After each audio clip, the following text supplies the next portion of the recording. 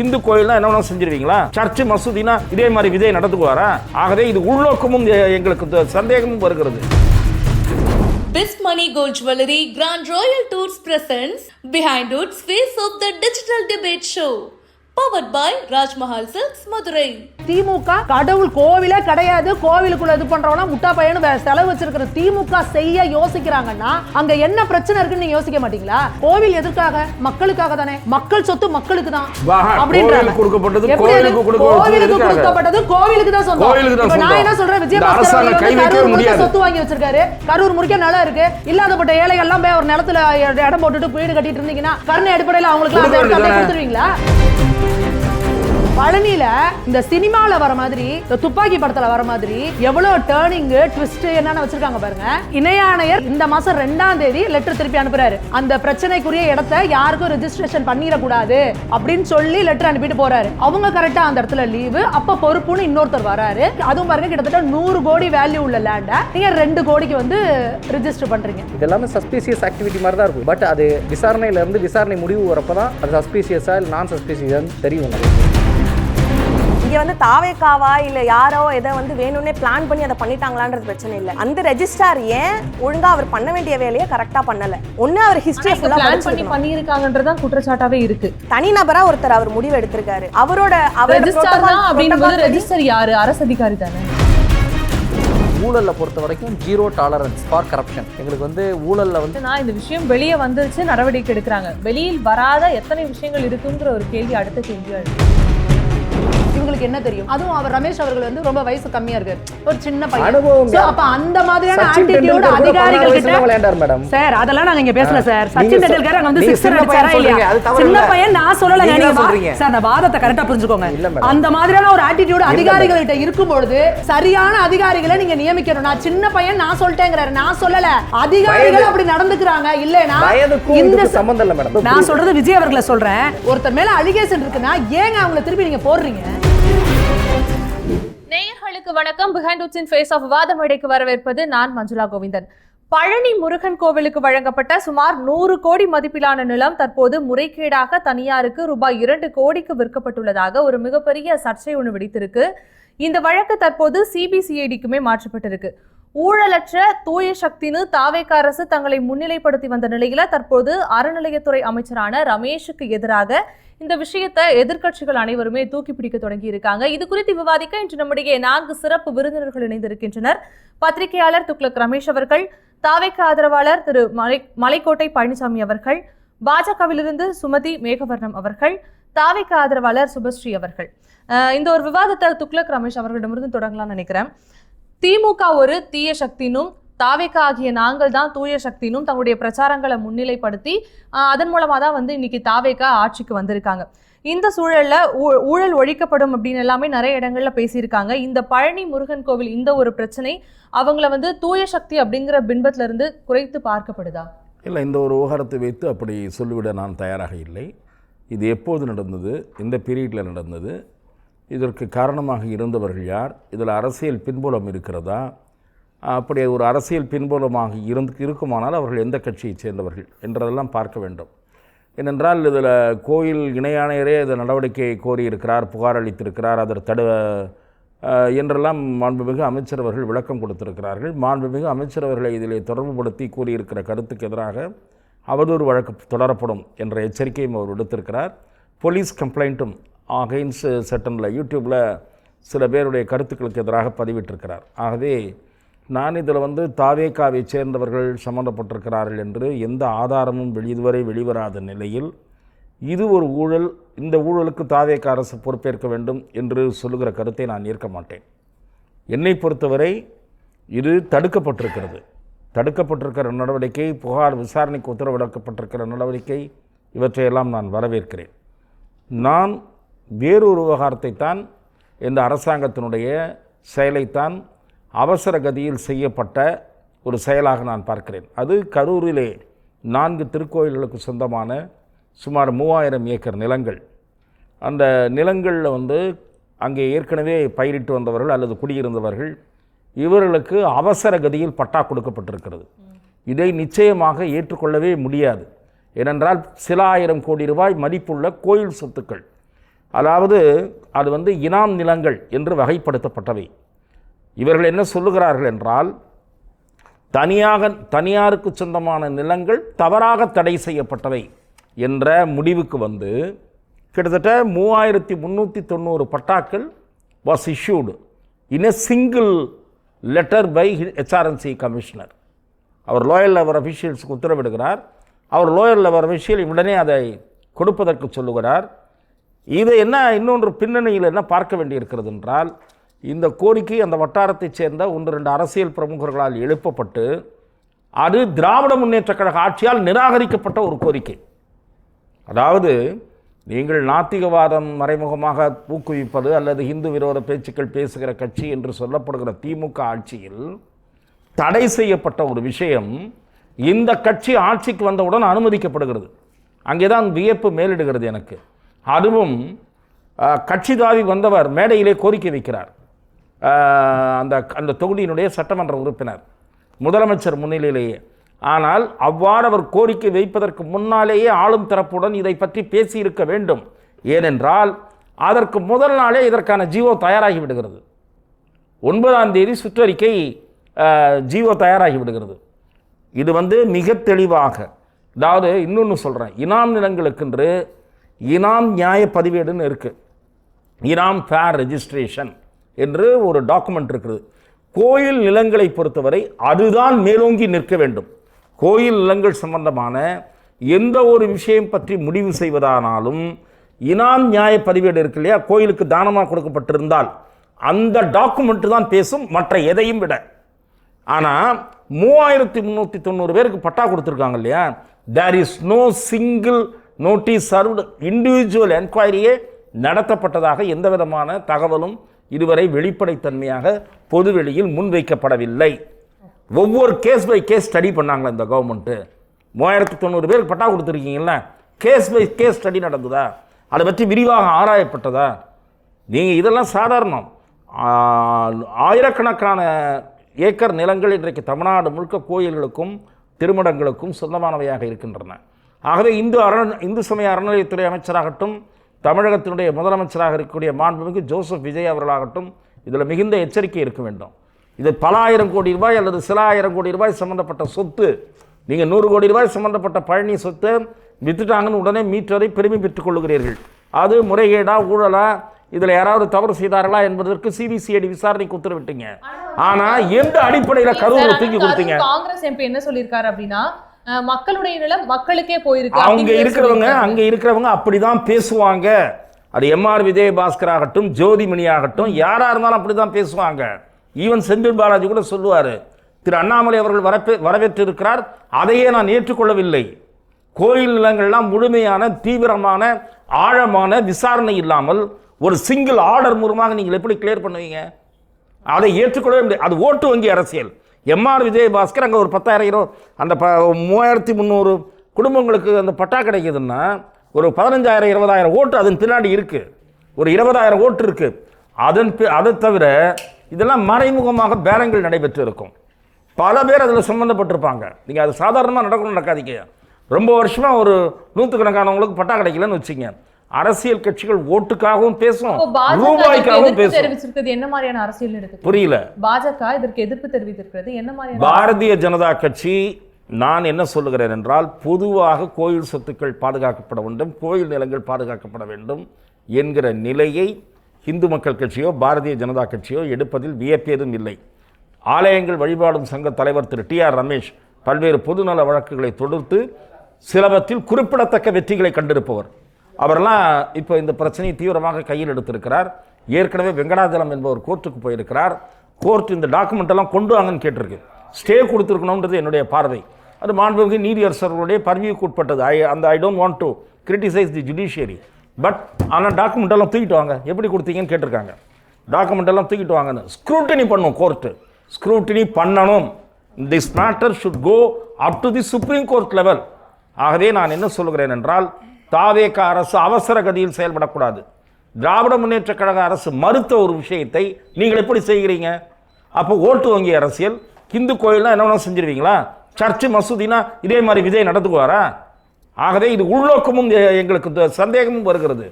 நீங்கள் இந்து சமய அறநிலையத்துறை விஷயத்தில் விளையாடுகிறார்கள் என்று கூட குற்றம் சாட்ட விரும்புகிறேன் நான். ஆகவே இந்த விஷயம் முழுமையான விசாரணைக்குரியது.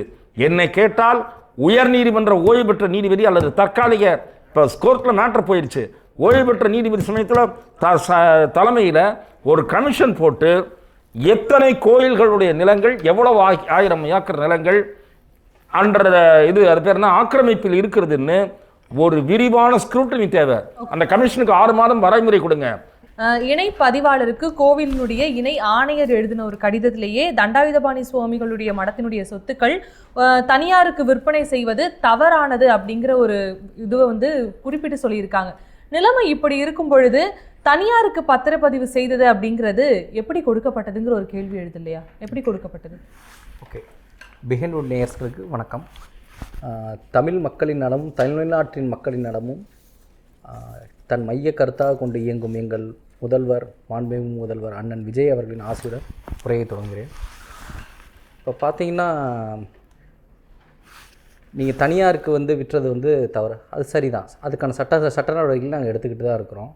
நம்பர் 1 என்னன்னு பார்த்தீங்கன்னா 1888 அந்த இது வந்து மடாதிபதிக்கு நம்ம பால தண்டாயுதபாணி மடத்துக்கு கொடுத்துருக்காங்க. ஸோ அதுக்கப்புறமா இப்போ ரீசெண்டாக பார்த்தீங்கன்னா மார்ச் மாதம் அந்த தனியார் வந்து ஒரு தடவை ட்ரை பண்ணியிருக்காங்க ரெஜிஸ்ட்ரேஷன் பண்ண. அப்போவே வந்து ஹெச்ஆர்எஸ்என்சியிலேருந்து ஒரு லெட்ரு கொடுத்துருக்காங்க ரெஜிஸ்டர் ஆஃபீஸுக்கு. கொடுத்து என்ன சொல்லியிருக்காங்க, இந்த ரெஜிஸ்ட்ரேஷன் வந்து பண்ணக்கூடாது, இது வந்து மடத்தோட நிலம், இது வந்து கோயிலுக்கான நிலம், அதனால் இதை வந்து ரெஜிஸ்ட்ரேஷன் பண்ணக்கூடாது அப்படின்னு சொல்லியிருக்காங்க. அந்த டைமில் உடனே இமிடியட்டாக அந்த தனியார் இப்போ பதிவு செஞ்சுருக்கிறவங்க இப்போ கரெக்டாக போய் கோர்ட்டுக்கு போய் ஒரு கோர்ட் ஆர்டர் வாங்கிடுறாங்க. அந்த கோர்ட் ஆர்டரில் என்ன இருக்குன்னா, consider this order if they are submitting the proper documents அப்படின்னு ஒரு ஸ்டான்ஸ் இருக்குது அந்த கோர்ட் ஆர்டரில். அந்த கோர்ட் ஆர்டர் அவங்க வச்சுக்கிட்டு அகைன் அண்ட் அகைன் ட்ரை பண்ணிகிட்டே இருந்திருக்காங்க, முடியல. அந்த தனியார் ஆட்கள் தான் நிறைய சூழ்ச்சி பண்ணியிருக்காங்க. ஜூலை 2ஆம் தேதி கூட ஹெச்ஆர்என்சியிலேருந்து இன்னைக்கு மாரிமுத்து, அவர் பேர் மாரிமுத்து தான் நினைக்கிறேன், அவர் வந்து ஒரு லெட்டர் கொடுத்துருக்கிறார். இந்த நிலம் வந்து கோயிலுக்கான நிலம், இதை யாரும் பதியாதீங்க. அந்த பழனி சப் ரிஜிஸ்டர் ஆஃபீஸில் அசிஸ்டன்ட் சப் ரிஜிஸ்டார் மட்டும்தான் இப்போதைக்கு இருக்கிறார். ட்ரான்ஸ்ஃபர்ஸ் 130 ட்ரான்ஸ்ஃபர்ஸ் போட்டிருக்காங்க சப் ரிஜிஸ்டர் ஆஃபீஸில். அதுக்கு வந்து ஈஸ்வரின்னு ஒருத்தவங்க ஈரோடு சப் ரிஜிஸ்டர் ஆஃபீஸில் இருக்கவங்க இங்கே போட்டிருக்காங்க. அவங்க ஜாயின் பண்ணாமல் தான் இருக்காங்க இப்போ வரைக்கும். ஸோ அந்த ஆஃபீஸில் லாஸ்ட் ஒரு 7 டேஸோ 10 டேஸோ தெரில, சரியாக நாட்கள் தெரில, அசிஸ்டன்ட் சப் ரிஜிஸ்டார் தான் ரிஜிஸ்ட்ரேஷன் எல்லாத்தையும் பார்த்துக்கிட்டு இருக்கார். அவருக்கு ஒரு உடல்நல குறைவுனால ஒரு நாள் லீவ் போடுறாரு. இது எல்லாமே சஸ்பீசியஸ் ஆக்டிவிட்டி மாதிரி தான் இருக்கும், எல்லாமே டாட்ஸ் எல்லாம் வச்சு பார்த்தீங்கன்னா. பட் அது விசாரணை முடிவு வரப்போ தான் அது சஸ்பீசியஸாக இல்லை நான் சஸ்பீசியஸான்னு தெரியும் நமக்கு. கொடைக்கானல் சப் ரிஜிஸ்டர் ஆஃபீஸில் இருக்க ஜஸ்டின் மணிகண்டன் அந்த சப் ரிஜிஸ்டார் வந்து ஒரு நாள் இன்சார்ஜ், அதாவது இங்கே இன்சார்ஜ் பொறுப்பு சப் ரிஜிஸ்டாராக ஒர்க் பண்ணுறாரு, சார் பதிவாளர் ஒர்க் பண்ணுறாரு. அது வந்து வழக்கமான நடைமுறை தான். ஆர்டிஓவில் வந்து ஒரு ஆர்டிஓவில் இன்ஸ்பெக்டரோ ஆர்டிஓவோ இல்லைன்னா இங்கேருந்து மீனம்பாக்கத்துலேருந்து சோழிங்கநல்லூருக்கோ சோழிங்கநல்லூர் மீனம்பாக்கத்துக்கோ போய் பொறுப்பு பார்ப்பாங்க ஒரு நாள். அவங்களுக்கு வந்து அந்த ஆக்டிவிட்டி அந்த ஆஃபீஸோட நேச்சர்லாம் தெரியாது, அவங்களோட ஜாப் நேச்சர் தெரியும். அந்த ஆஃபீஸில் என்னென்ன இதுக்கு முன்னாடி என்னென்ன நடந்திருக்கு, இதுக்கு முன்னாடி என்னென்ன பிரச்சனைகள் இருக்குது அப்படின்னு தெரியாது. அவர் வந்து பதிவு பண்ணப்போ அந்த கோர்ட் ஆர்டரை டைரக்ஷனாக காமிச்சு அவங்க ரெஜிஸ்ட்ரேஷன் பண்ணிட்டு போயிட்டாங்க. அந்த டைரக்ஷன் கோர்ட் ஆர்டர் காமிச்சு பண்ணதுனால அவர் இந்த ஜஸ்டின் மணிகண்டன்றவர் அவர் சைடில் இருந்து ஜஸ்டிஃபிகேஷன் சொல்லியிருக்காரு. இப்போ இன்றைக்கி காலையில் முன்ஜாமீன் வாங்கியிருக்கிறாரு. ஒரே நாளில் இது நடந்திருக்கா சார்? இல்லை, இது ரொம்ப நாளாக அவங்க வந்து ட்ரை பண்ணிக்கிட்டே இருந்திருக்காங்க. அந்த தனியார் வந்து இப்போ ரெஜிஸ்ட்ரேஷன் பண்ணவங்க இல்லை கோர்ட்டில் கேஸ் போயிட்டுருக்கு, கரெக்டாக அந்த பர்டிகுலர் கோர்ட்டில் கேஸ்லாம் இல்லை மேடம், கோர்ட்டில் வந்து ஆர்டரே கொடுத்துட்டாங்க இது வந்து மடத்தின் நிலம் தான். ஆனால் அந்த தனியார் வந்து அது என்ன பேசி அவங்க ஆர்டர் வாங்கினாங்க, அந்த ரீடைரக்ஷன் ஆர்டரில் consider this order if they are submit the value documents அப்படின்னு சொல்லி அந்த இது வந்து 0 வேல்யூ லேண்டு. ஆக்சுவலாக வந்து கோயில் நிலமாக இருக்கிறத வந்து பதியக்கூடாதுன்னு சொல்லி ஏற்கனவே வந்து சொல்லியிருக்கு. இல்ல அந்த ஒரு நாள்ல இவங்க பதியப்பட்டிருக்கு அப்படிங்கிறது அந்த ஒரு நாள் வந்து திட்டமிட்ட விஷயமா இல்ல வந்து அது அப்படி விசாரணையில் இருக்குது. இப்போ எல்லார் மேலேயும் எஃப்ஐஆர் போட்டு விசாரணை நடத்திக்கிட்டு இருக்கோம். ஸோ இந்த வந்து கோயில் நிலத்தில் வந்து யாரும் தனியார் இந்த பதிவு பண்ண தனியார் வந்து யார், இவங்களுக்கு பின்புலம் யார் இருக்கா, இதை யார் மேலே நடவடிக்கை எடுக்க சொல்லியிருக்காங்கன்னு இந்த சட்ட விசாரணை போய்கிட்டு இருக்கு. எல்லார் மேலேயும் எஃப்ஐஆர் போட்டாச்சு, சஸ்பெண்ட் பண்ணியாச்சு. உடனே அந்த பதிவு பண்ணி கொடுத்த சப் ரிஜிஸ்டார் ஒரு நாள் இன்சார்ஜ் சப் ரிஜிஸ்டார் கொடைக்கானல் இருந்த சப் ரிஜிஸ்டாரை இது சஸ்பெண்ட் பண்ணிட்டோம். ஸோ சட்ட நடவடிக்கையெல்லாம் துரிதமாக தான் செயல்பட்டுக்கிட்டு இருக்கு. இதில் இன்னொன்று என்னன்னு சொல்கிறாங்கன்னா, அவரோட எங்கள் மாண்புமிகு அமைச்சர் அறநிலையத்துறை அமைச்சர் அண்ணன் ரமேஷ் அவர்களோட உறவினர்கள் மேலன்னு, இவர் வேறு சமுதாயத்தை சேர்ந்தவங்க, அங்கே ரிஜிஸ்ட்ரேஷன் பண்ணவங்க வேறு சமுதாயத்தை சேர்ந்தவங்க. அது வந்து ஒரு போலியான அவதூறு குற்றச்சாட்டு. அண்ணன் சொன்னார், நம்ம அண்ணன் சொன்ன மாதிரி பார்த்திங்கன்னா கோயில் நிலங்களில் வந்து இனாமு கொடுத்தது வந்து பட்டா போட்டு கொடுத்துட்டாங்க இமீடியட்டாக. எதுக்காக அதை பண்ணீங்க? ஆக்சுவலாக அது பார்த்தீங்கன்னா கரூரில் 3071 சர்வே நம்பர்ஸ் வந்து கோயில் நிலங்களுக்கு ரிஜிஸ்டர் ஆஃபீஸில் 0 வேல்யூன்னு போட்டு பிளாக்கில் தான் இருக்குது இப்போ வரைக்கும். அதில் 2024 சர்வே நம்பர் பிளாக். அந்த 3071 2024 சர்வே நம்பர்ஸ் வந்து ரிஜிஸ்ட்ரேஷன் ஆஃபீஸில் கோயில் நிலம், இது கோயில் நிலம் தான், இதை யாருக்கும் கொடுக்க முடியாதுன்னு சொல்லி ரிஜிஸ்டர் ஆஃபீஸில் பிளாக்டில் இருக்குது, யாருக்கும் கொடுக்க முடியாது. இப்போ கொடுத்துருக்க, அதாவது நமக்கு தாவேக்காலேருந்து நாங்கள் கொடுத்துருக்கிற 1167 சர்வே நம்பர்ஸ் பட்டாக்கள் வந்து அது வந்து கோயில் நிலம், இனா நிலம் அப்படின்றாங்க. அது கிடையாது. அந்த 1167மே இனாம் ஒழிப்பு சட்டம் 1967 அமல்படுத்தப்பட்ட போது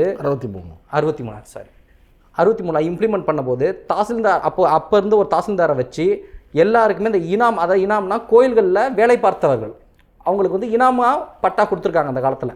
அதை வந்து தாசில்தாரை வச்சு இந்த 1167 சர்வே நம்பர்ஸ்க்கும் பட்டா கொடுத்துருக்காங்க அந்த பீரியட்லேயே. அது எத்தனை ஏக்கர்? அது ஏக்கர் தெரியலைங்களா, அது கொஞ்சம் பார்த்து சொல்கிறேன் உங்களுக்கு. அதை கொடுத்துருக்குறாங்க. அதை வந்து அவங்க வந்து ஒரு 50-60 வருஷமாக அனுபவத்தின் பேரில் அனுபவிச்சுட்டு வந்திருக்கிறாங்க. இதுக்கு முன்னாடி இந்த 1167 சர்வே நம்பர் மேலே எந்த வழக்குகளுமே இல்லை. இது வந்து கோயில் நிலம், இது வந்து உங்களுக்கு வைக்கக்கூடாது. அதே மாதிரி இந்த ரோடு போடுறப்ப, ஹைவேஸ் போகிறப்ப இது நம்ம கவர்மெண்ட் வந்து ரோடை எடுக்கும். ரோடை எடுக்கிறப்ப இந்த நிலங்களுக்கு இழப்பீடாகவும் கொடுத்துருக்குது, நமக்கு ஹிஸ்ட்ரி இருக்குது. இந்த ரோடு போடுறப்ப, நெடுஞ்சாலைகள் போடுறப்ப ரோடை எடுப்பாங்க. ரோடு போடுறப்ப நிலங்களை எடுப்போம், மக்கள்கிட்ட இருந்து நிலங்களை வாங்குவோம், பணம் கொடுத்து நிலங்களை வாங்குவோம். இந்த நிலங்களுக்கு ஈடாக பணம் கொடுத்து கவர்மெண்ட் வாங்கியிருக்குது. ஸோ அவங்க பேரில் இப்போ என்ன அவங்களுக்கு எதனால் வந்து நம்ம இப்போ இந்த 1167 பட்டாக்களும் வழங்கப்பட்டதுன்னா, அவங்களுக்கு வந்து என்ன பண்ணிட்டாங்க, இந்த பத்திரங்களை வச்சு ஒரு கல்யாணம் காட்சினா லோன் வாங்க முடியல, ஒரு கடன் வாங்க முடியல, தான் மகனுக்கோ அடுத்த ஜென்ரேஷனுக்கு எழுதி கொடுக்க முடியல. இது மாதிரி நிறைய ப்ராப்ளம்ஸ் இருந்திருக்கு அவங்களுக்கு. இப்போ முடிச்சிடுறேன் சார், அதுக்கப்புறம் உங்களோட டவுட் சொல்லுங்கள். அதனால் அவங்க என்ன பண்ணிட்டாங்க, போன கவர்மெண்ட்டில் தேர்தல் வாக்குறுதியாக கொடுத்துருக்காங்க. சரி, தேர்தல் வாக்குறுதியாக கொடுத்துருக்காங்க டிஎம்கேலையுமே, ஆனால் அதை நிறைவேற்றல அவங்க. இப்போ நாங்கள் வந்தோன்னா மக்களோட குறைகளையும் பார்த்து, அரசியல் மட்டும் பார்க்குறது இல்லை, மக்களோட குறைகளையும் நாங்கள் பார்க்கணும். ஸோ இதுபடி சட்டப்படி தான் எல்லாமே செஞ்சு கொடுத்துருக்கோம். கேஸ் பை கேஸ் விசாரணை நடைபெற்றதா, நோட்டீஸ் அனுப்பப்பட்டதா, எல்லாமே பண்ணியிருக்கோம் சார். சார் ஃபைனலாக முடிச்சேன், அப்புறம் உங்கள் கொஸ்டின் சொல்லுங்கள், அதுக்கு நான் பதில் சொல்லுங்கள் சார். இப்போ வந்து கோர்ட்டில் என்ன கேட்டிருக்காங்க, ரெவன்யூ டாக்குமெண்ட், வருவாய்த்துறை டாக்குமெண்ட்டு, சப் ரிஜிஸ்ட்ரார் டாக்குமெண்ட்டு, அறநிலையத்துறை டாக்குமெண்ட் எல்லாத்தையும் கொண்டு வாங்க, ஐ வில் வெரிஃபை அப்படின்னு இருக்காங்க. அவங்க வெரிஃபை பண்ணி சட்டப்படி தான் தாவேகா அரசும் தமிழ்நாடு அரசும் இயங்கும். அவங்க கோர்ட் என்ன சொல்ல போகிறாங்களோ அதை படி தான் நாங்கள் கேட்டு நடப்போம். இப்போ வரைக்கும் சட்டப்படியான விஷயங்களில் தான் நாங்கள் எங்கே இருக்கோம். சட்டப்படியாக தான் 1167 பட்டாக்களும் வழங்கப்பட்டிருக்கு. இல்லை, அதாவதுமா இந்த மாதிரி வழங்கப்படுகிற அந்த இனாம் நிலங்கள விஷயங்களில் பொறுத்த மட்டும் நான் அதுக்கு தான் முக்கியமான ஒரு கருத்து சொன்னேன். இனாம் ஃபேர் ரெஜிஸ்ட்ரார் ஐஎஃப்ஆர்னு இருக்குது, அது என்ன சொல்லுதோ அதனுடைய இதுதான் மேலோங்கும், அவனுடைய பார்ட்டியினுடைய கிளைம் மேலோங்காது. அவர் சொல்கிறாருல 1963 இனாம் ஒழிப்பு சட்டம். ஆகவே இதில் வந்து என்ன நான் கேட்குற கேள்வி, அவசர கதியில் 9ஆம் தேதி ஆடுறத ஒரு 50ஆம் தேதிக்கு முன்னாடி 5ஆம் தேதி 6ஆம் தேதி நீண்ட நாள் பிரச்சனை மேடம். என்ன அப்படின்ற, அதாவது எம்ஆர் விஜயபாஸ்கர் உங்கள் கட்சிக்கு வந்த பிறகு இதெல்லாம் ரொம்ப வேகமா நடக்குது. பணம்பள உளுந்த கதையெல்லாம் கிடையாதுங்க, நீண்ட நாட்கள். இரண்டாவது 10ஆம் தேதி தான் கோரிக்கை வைக்கிறாரு, ஆனா 9ஆம் தேதி ஆர்டர் ரெடி, கரூர் வராரு. அப்ப என்ன மக்களுக்கு தெரியாது? இந்து சமய அறநிலையத்துறை அமைச்சர், இந்து சமய அறநிலையத்துறை அமைச்சராக இருந்த திரு சேகர் பாபு அவர்கள் இவ்வாறு இதே கோரிக்கை மீது சட்டப்பேரவையில் பதிலளித்திருக்கிறார். இது ஏற்க முடியாது, கோயில்களுக்கான நிலத்தை அப்படியெல்லாம் கொடுத்து விட முடியாதுன்றாரு. நீங்க வந்து அப்படி கொடுக்குறீங்க. இனாம் ஒழிப்பு சட்டம் ஒளிஞ்சிருச்சு 1967 முடிச்சுட்டாங்க. இந்த கதையை முடிச்சுட்டு அதுக்கப்புறமேட்டு தான் பட்டா போட்டு கொடுத்துருக்காங்க. அதுக்கப்புறமேட்டு தான் அந்த பட்டா 1167 கொடுக்க ஆரம்பிச்ச கோயில் நிலங்களை ஆக்கிரமிச்சவங்களுக்கு கொடுத்துட்டு இருப்பீங்க. ஆக்கிரமிப்பு நிலம் சார், அந்த 2024 சர்வே நம்பர்ஸும் பிளாக்ல தான் இருக்கு. கோயில் நிலம் 1 இன்ச் கூட யாருக்கும் இதுவரை யாருக்கும் கொடுக்கப்படல. தொடர்ந்து பேசலாம். பாசக தொடர்ந்து வந்து அறநிலையத்துறையே அப்படிங்கிற ஒரு துறையே வேண்டாம்ங்கிற நிலைப்பாட்டை தான் தொடர்ந்து இருந்து வந்தாங்க. இந்த ஒரு பிரச்சனையிலுமே அவர்கள் மீது தான் குற்றம் சாட்டப்படுது. ஏன்? ஆமா, இந்து சமய அறநிலையத்துறைக்கு முதல்ல ஒரு கிளாரிட்டியே வேணும். இங்க இருக்கிற நிலங்கள் சொத்துக்கள் இதெல்லாமே கோவிலோட நிலங்கள், கோவிலோட சொத்துக்கள். அதுல இந்து சமய அறநிலையத்துறைக்கு எந்த ஒரு அதிகாரமும் கிடையாது. அவங்க வெறும் கணக்கு புள்ள, அங்க எவ்வளவு வருமானம் வருது, என்ன பண்றதுங்கிறத கணக்கு வழக்கு பார்க்கறது மட்டும்தான் அவங்களோட வேலை. இப்போ இவங்க சொன்னாங்க எல்லா லேண்டுக்கெல்லாம் கொடுக்க கிடையாது, ஒரு 1167 ஏதோ ஒரு நம்பர் சொன்னார். ஆனா தெளிவுபட அந்த 9ஆம் தேதி போட்ட ஆணையை பாருங்க, 3084.9 ஏக்கர் நிலத்தை 3390 பேருக்கு பட்டா கொடுக்குறீங்க. நீங்க எப்படி அந்த பட்டா கொடுக்குறீங்க? அப்போ நீங்கள் நிறுத்தி நீங்கள் அந்த 2085 இது வந்து பட்டா வந்து கோயில்களோடதுங்கிறீங்க. அப்பயே நீங்கள் கோயில் இதை போட்டு கொடுத்தீங்க. அந்த ஆணையில் தெளிவுபட அந்த 4 கோவில்களோட பேர் போட்டு ஒவ்வொரு கோயிலுக்கும் எத்தனை ஏக்கர் நிலம் அதை டோட்டல் பண்ணி அதை எத்தனை பேருக்கு பட்டான்னு கொடுக்குறீங்க. அப்போ தெளிவுபட அந்த பட்டா கோவில் பேரில் இருக்குது. கோவில் பேரில் இருக்கிறதுனால இந்து சமய அறநிலையத்துறை ஆணையர் கையெழுத்து போடுறாரு. நாங்கள் என்ன சொல்கிறோம், விவசாயிகள் நிறைய பேரோடது அந்த இதில் வந்து 63 இதில் வந்து நிறைய லாக் ஆகிருக்குன்னா நீங்கள் என்ன பண்ணியிருக்கணும், இண்டிவிஜுவலாக கேஸ் டு கேஸ் வந்து அதுக்கு வந்து ஒரு கமிஷன் போட்டு ஒரு குழு அமைச்சு விசாரித்து, எல்லாரும் கேள்வி கேட்குறாங்க. நீங்கள் போன முறை அதிமுக பாஜக கூட்டணியில் இருந்தப்போ சொன்னீங்களே, தெளிவுபட சொல்லியிருந்தோம், ஒரு குழு அமைச்சு அதை விசாரித்து உண்மையாலுமே விவசாயிகளோட நிலம். ஆனால் இந்த விவகாரம் தெரிய வந்த உடனேயே இந்த துறையினுடைய அதிகாரிகள் தான் வந்து புகார் கொடுத்து அது தொடர்பான விசாரணைகள் எல்லாமே போயிட்டு இருக்கு. நாங்க என்ன கேட்கிறோமா, ஏமா இத்தனை வருஷமா இருக்கிறவங்க இன்னைக்கு திமுக கடவுள் கோவிலே கிடையாது, கோவிலுக்குள்ள இது பண்றவங்க முட்டா பையனு செலவு வச்சிருக்கிற திமுக செய்ய யோசிக்கிறாங்கன்னா அங்க என்ன பிரச்சனை இருக்குன்னு நீங்க யோசிக்க மாட்டீங்களா? அங்க விஜயபாஸ்கர் அவர்கள் வந்து என்ன பேசுறாரு, அங்க வந்து நின்னுட்டு கோவில் நிலம் அதுல வந்து கருணை அடிப்படையில வந்து முதல்வர் வந்து இது பண்ணணும் கோரிக்கை வைக்கிறாரு. எப்படி கோரிக்கை வைக்கிறீங்க போல இப்போதைக்கு பழனி இல்ல பழனி நான் அடுத்து சொல்றேன், முதல்ல இந்த கரூரை முடிச்சுட்டு வரேன். அப்ப விஜயபாஸ்கர் அவர்கள் நான் சிம்பிளா சொல்றேன், உடனே எல்லாரும் கிளம்பி வராங்க. கோவில் நிலம் வந்து கோவில் எதற்காக, மக்களுக்காக தானே, மக்கள் சொத்து மக்களுக்கு தான் அப்படின்றாங்க. கொடுக்கப்பட்டது கோவிலுக்கு கொடுக்கப்பட்டது கோவிலுக்கு தான் சொந்தம். நான் என்ன சொல்றேன், விஜயபாஸ்கர் கரூர் முழுக்க சொத்து வாங்கி வச்சிருக்காரு, கரூர் முழுக்க நிலம் இருக்கு. இல்லாதப்பட்ட ஏழைகள் எல்லாம் போய் ஒரு நிலத்துல இடம் போட்டுட்டு வீடு கட்டிட்டு இருந்தீங்கன்னா கருணை அடிப்படையில் அவங்களுக்கு கொடுத்துருவீங்களா? என்னங்க அநியாயமா இருக்கு? கோவில் நிலம் கோயிலுக்கு தானேங்க சொந்தம். அடுத்து இங்க இந்த பழனிக்கு வாங்க. பழனியில இந்த சினிமாவில் வர மாதிரி, இந்த துப்பாக்கி படத்தில் வர மாதிரி எவ்வளோ டேர்னிங்கு ட்விஸ்ட்டு என்னென்ன வச்சுருக்காங்க பாருங்க. எப்படி இங்கே இருக்கிற பழனியில் இணை ஆணையராக இருக்கார் மாரிமுத்து அவர்கள், அவருக்கு வந்து ப்ரமோஷன் கொடுக்குறீங்க. அதே போல் சார் பதிவாளர்கள் எல்லாருக்குமே வந்து ஒரு 132 பேருக்கு வந்து டிரான்ஸ்ஃபர். அதில் பழனியில் இருக்கவர் ஒருத்தர் ப்ரமோஷன் லிஸ்ட்டில் 2வது இணை ஆணையர் 2ஆம் தேதி ஒரு லெட்டர் அனுப்புகிறாரு. ஞாபகம் வச்சுக்கோங்க, 2ஆம் தேதி, இந்த மாதம் 2ஆம் தேதி லெட்டர் திருப்பி அனுப்புறாரு. அந்த பிரச்சனைக்குரிய இடத்த யாருக்கும் ரெஜிஸ்ட்ரேஷன் பண்ணிடக்கூடாது அப்படின்னு சொல்லி லெட்டர் அனுப்பிட்டு போறாரு. அடுத்து இங்க இருக்கிறவங்க போனதுக்கு அப்புறம் இன்னொருத்தவங்களை நீங்க போடுறீங்க, அவங்க கரெக்டா அந்த இடத்துல லீவு, அப்ப பொறுப்புன்னு இன்னொருத்தர் வராரு. அவர் வர அன்னைக்கு இவ்வளோ பெரிய பிரச்சனை இருக்க கூட, அதுவும் பாருங்க கிட்டத்தட்ட 100 கோடி வேல்யூ உள்ள லேண்டை நீங்க 2 கோடிக்கு வந்து ரிஜிஸ்டர் பண்றீங்க. இந்த ரிஜிஸ்ட்ரேஷன் அன்னைக்கு அது முடியுது. அப்ப யோசிச்சு பாருங்க, இது எல்லாத்துக்கும் எவ்வளவு பிரச்சனைகள் இருக்கு. இது எல்லாத்துக்கும் பின்னாடி யார் இருக்காங்க? குமரகுருபரன்கிறவர் வந்து இதுக்கு டைரக்டர். அவர் பாருங்க, அவர் தான் பத்திரப்பதிவு துறைக்கும் பொறுப்பு, அவர் தான் வணிக வரித்துறைக்கும் பொறுப்பு, இந்து சமய அறநிலையத்துறைக்கும் அவர் தான் பொறுப்பு. அப்போ ஏற்கனவே டிஆர் ரமேஷ் அவர்கள் ஒரு இடத்துல பேசுறாரு, இது பெரிய டேஞ்சரு, இந்து சமய அறநிலையத்துறைக்கு வந்து டைரக்டரா இருக்கிறவரை நீங்க டூரிசமோட கனெக்ட் பண்ணலாம், பத்திரப்பதிவுத்துறையோட ஏங்க கனெக்ட் பண்றீங்க? இந்து சமய அறநிலையத்துறைக்குள்ள இங்க நம்ம கோவிலுக்கு கீழே லட்சக்கணக்கான ஏக்கர் நிலங்கள் இருக்கு. ஏற்கனவே லட்சக்கணக்கான ஏக்கர் நிலங்கள் எங்க போச்சுன்னு தெரியல. போன திமுக ஆட்சியில கணக்குல கொண்டு வாங்கன்னு கேட்கிறோம். யாருக்கு தெரியும்? ஏற்கனவே பத்திரப்பதிவுத்துறை தான் இருக்கிறதுலே ஹையஸ்ட். நமக்கு வந்து எவ்வளவு ஸ்கேம் எங்க திரும்பினாலும் ஊழல் தெரியும். இல்ல கடந்த ஆண்டுகள்ல அறநிலையத்துறைக்கு சம்பந்தப்பட்ட நிலங்களை மீட்ட காட்சிகளும் நம்ம பார்த்தோம். அதுவே நாங்க என்ன கேட்டோம்னா, நீங்க மீட்டோன்னு சொல்றீங்க, யார்கிட்ட இருந்து மீட்டிங்க? அல்ல அவங்கள்ட்ட இருந்து மீட்டா அவங்க கிட்ட ஃபைன் வாங்குனீங்களா, இல்ல அவங்க மேல ஏதாவது நடவடிக்கை எடுத்தீங்களா? இப்போ என் சொத்தை இத்தனை வருஷம் ஒருத்தவங்க அபகரிச்சு வச்சிருக்காங்கன்னா, அந்த சொத்தை இத்தனை வருஷம் வச்சிருந்ததுக்காக எனக்கு ரெண்ட் கொடுக்கணும்ல, அதை செஞ்சீங்களா? இல்லை ரெண்ட் கொடுக்க முடியாதுன்னா அவன் மேலே நடவடிக்கை எடுக்கணும்ல. அதை நாங்கள் போன முறை கேட்டப்போ சேகர் பாபு அவர்கள்ட்ட எந்த பதிலுமே இல்லையே. அப்போ இத்தனை வருஷமா அங்கே கோயில் சொத்தை இப்பயுமே இந்த கரூர் இஷ்யூவில் பாருங்க, இத்தனை 1000 ஏக்கர் 3085 ஏக்கர் நிலத்தை ஒன்று யாரும் அவங்கள பிடுங்கிட்டு வெளியில போனா சொல்லலை, இன்னும் அவங்க எல்லாரும் அங்கே உட்காந்து ஆண்டு அனுபவிச்சுட்டு இருக்காங்க. வாடகை எத்தனை பேர் கொடுக்குறாங்கன்னு பாருங்க, கொடுத்துருக்க மாட்டாங்க. வருஷத்துக்கு 200, வருஷத்துக்கு 500, இவ்வளவுதாங்க வாடகை கொடுக்குறாங்க. வாடகை இல்ல மேடம், வாடகையில இல்ல. அதுல கோவில் நிலத்துல இருக்கிறாங்கன்னா கொடுத்தாகணும், ஆனா கொடுக்காமையும் இருக்காங்க. அப்ப அதுவே அதான் ஆக்கிரமிப்பாளர்கள்னு சொல்றோம். கோவில் நிலத்துல இருக்கிறாங்கன்னா வருஷத்துக்கு ஒரு கணக்கு, அது எவ்வளவு இருக்கு தெரியுமா? 200 ரூபாய், வருஷத்துக்கு 500 ரூபாய், அவ்வளவுதான் இருக்கும். சென்னையிலே அப்படி இருக்கு. பல்வேறு முக்கியமான திருக்கோயில்களுக்கு சொந்தமான இடங்கள்ல பணியாளர்களை தவிர அந்த பட்டாச்சாரி இருக்கலாம், அர்ச்சகர் இருக்கலாம், ஸ்டாஃப் இருக்கலாம். ஆனால் அவர்களை தவிர சிலர் அங்கே இருக்காங்க. என்ன வாடகை, எந்த அடிப்படையில் கொடுக்கப்படுகிறது, இதெல்லாம் மறுபரிசீலனையே செய்யறது இல்லை. திராவிட முன்னேற்ற கழக ஆட்சியும் அதிமுக ஆட்சியும் வேண்டியவங்களுக்கு கொடுத்துட வேண்டியது. ஆகவேதான் சொல்லுகிறோம், உங்ககிட்ட பிடியிலிருந்து இந்த துறை வெளியில் வரணும். உங்களுடைய கிளச்சஸ்ல இருந்து, ஆகவே கட்சிக்காரங்களுடைய கிளச்சஸ்ல இருந்து இந்த துறை வெளியே ஒரு வரணும். நிமிஷம் சார். சுபஸ்ரீ நீங்க சொல்லுங்க. பழனி தண்டாயுதபாணி கோயிலுடைய கண்காணிப்பாளரான முருகானந்தம் வந்து காவல்துறையில கொடுத்த புகார்ல வந்து ரொம்ப தெளிவா குறிப்பிட்டிருக்காரு. என்ன அப்படின்னா, மதுரை கிளை, அதாவது உயர்நீதிமன்றத்தினுடைய மதுரை கிளையில கொடுக்கப்பட்ட உத்தரவும் உச்சநீதிமன்றத்துல கொடுக்கப்பட்ட அந்த உத்தரவையும் மேற்கோள் காட்டி சொன்ன விஷயம், சொத்தை விளங்கப்படுத்த கூடாதுன்னு பத்திரப்பதிவுத்துறைக்கு தெரிவிக்கப்பட்டிருக்கு. அதையும் மீறி மோசடி நடந்திருக்கு அப்படின்னு குறிப்பிட்டிருக்காரு.